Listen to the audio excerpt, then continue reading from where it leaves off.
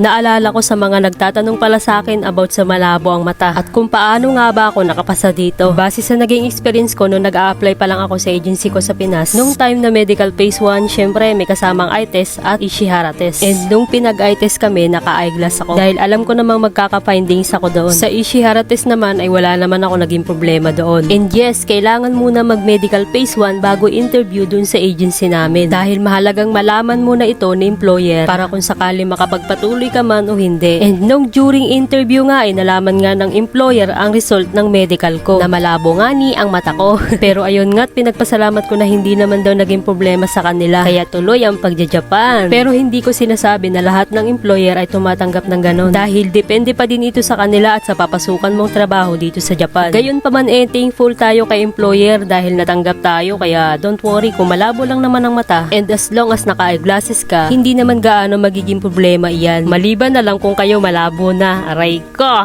Pero kung nakitaan kayo ng ibang sakit, doon na siguro magkakaproblema. Pero kahit ano pa man yan, tuloy lang dahil may tatanggap at tatanggap din yan. Dasal lang palagi at ingatan lagi ang sarili para wala tayong gaano magiging problema sa medical. And syempre, maliban sa akin sa ganung sitwasyon, marami na rin naman ang nakarating dito sa Japan. Kaya wag lang kayo lagi mawalan ng pag-asa. Okay? Hindi malaking hadlang yan. Try lang ng try. So paano nga ba yan? At sana makatulong ang video ito. Maraming salamat nga pala sa panonood mo. Bye-bye!